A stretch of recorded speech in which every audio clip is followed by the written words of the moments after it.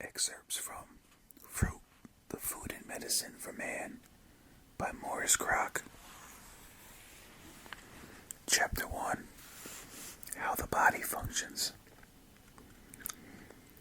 Life is a great mystery, which is too deep even for the philosophers, saints, and holy men to unravel. Thinking about life, discussing it, and writing about it will not be able to explain its purpose. Only the highest form of health will enable the life force to flow with such free abandon that we will enjoy every moment of our time. Life is composed essentially of energy, force, and magnetism. In itself, life has nothing to do with thought, theories, beliefs, or definitions. Certainly, in the attempt to explain it, we use words in writing about it, but no matter what we think, life will continue vibrating in its wild, unharnessed way, true to its own nature.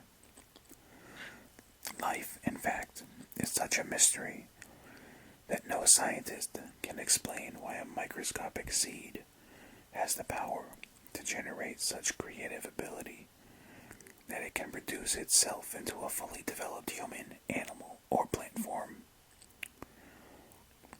No one can satisfactorily tell us how blood is formed from the air we breathe and the food we eat, or how tissue, muscle, and bone are maintained. What, in fact, do we know about sight, hearing, and the other senses of why they function as they do at all? Protein and cell replacement fallacy. Nutritionists today tell us that we need protein to build and repair tissue. But what is protein? They also claim that we cannot be healthy unless we eat a certain amount of fat and starch daily to provide insulation and calories.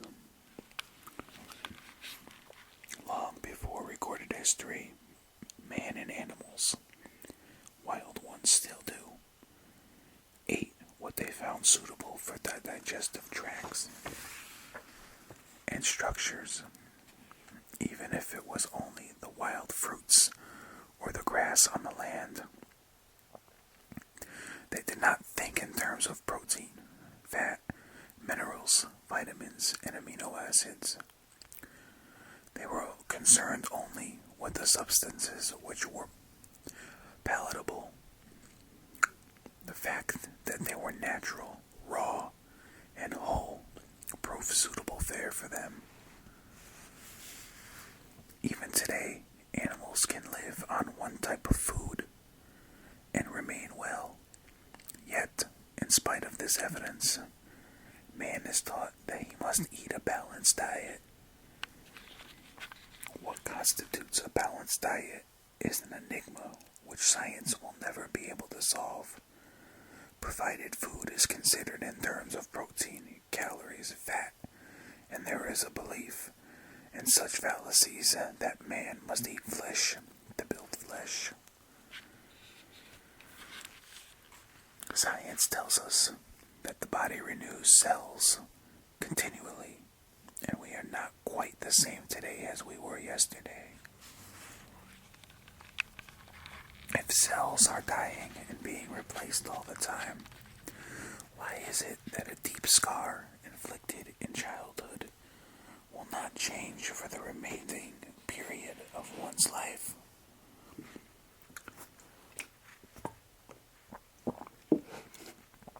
This shows, on the contrary, that bodily tissue has the power to grow and to heal wounds even if scar tissue remains.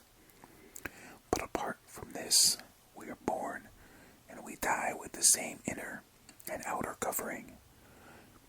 If cells changed all the time, our appearances might alter from time to time because in the process of creation, life does not perpetuate itself and create any two things quite the same.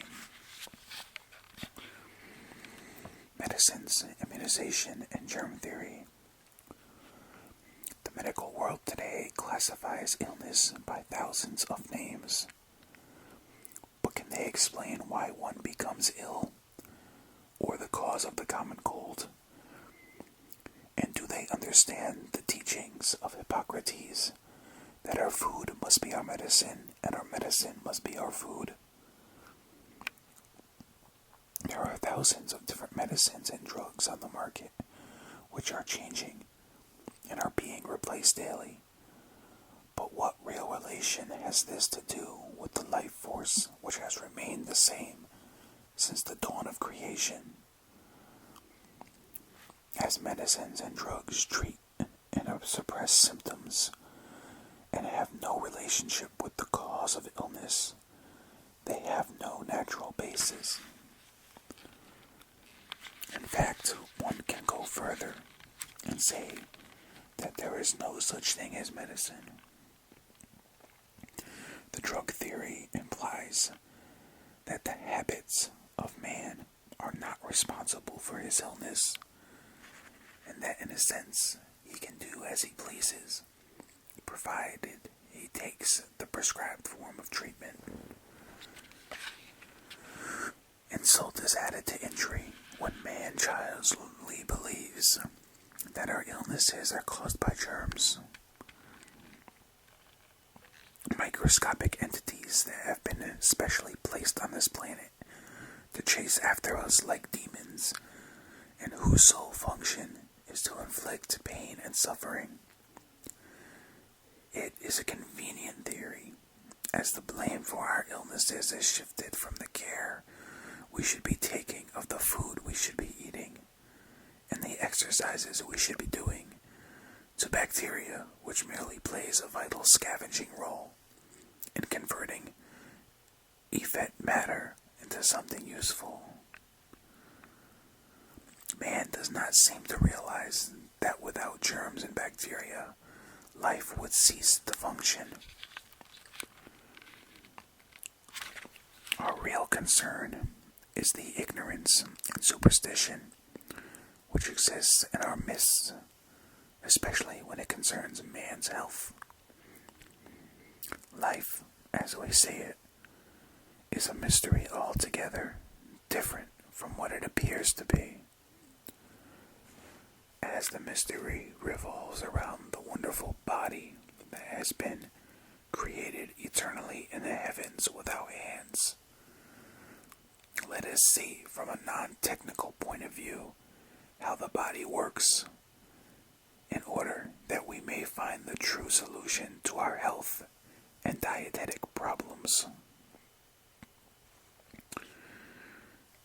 Intelligent living is the answer. As a result of the confusion which exists concerning what we should do and what we should avoid doing to attain good health, man, in a sense, does not know what to do first. On one end of the scale, he does far too much and tries too hard. At the other end, he does not try at all, as he expects others to work out his problems for him. If we take the average person born from healthy parents, who is taught from birth what he should eat, in conjunction with healthy outdoor activities, all his organs would function so perfectly that he would theoretically go through life without a pain or being mentally disturbed.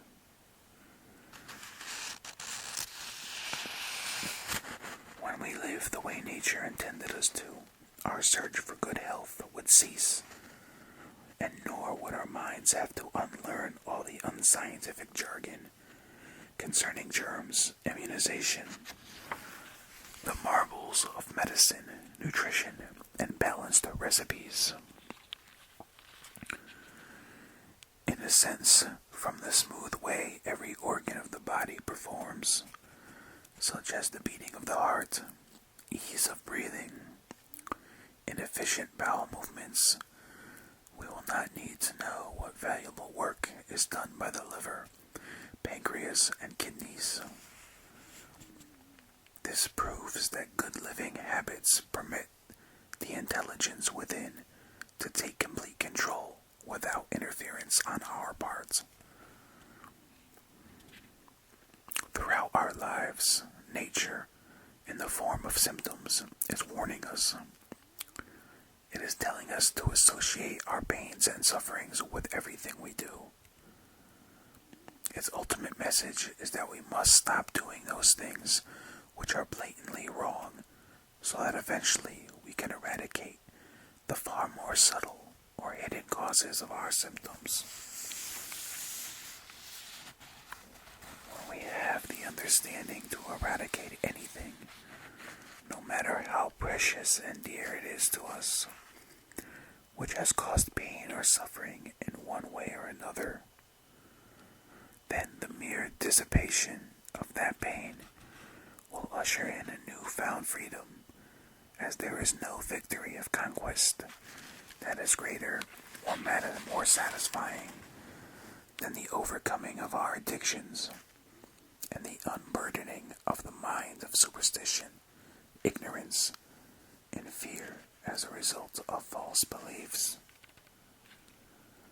When all our physical endeavors prove futile, then by the mere omission of an item or items may work the wonderful cure that is being sought. Such a cure, as it is based on understanding, will be complete and effortless. Knowledge is light, but knowledge from light is most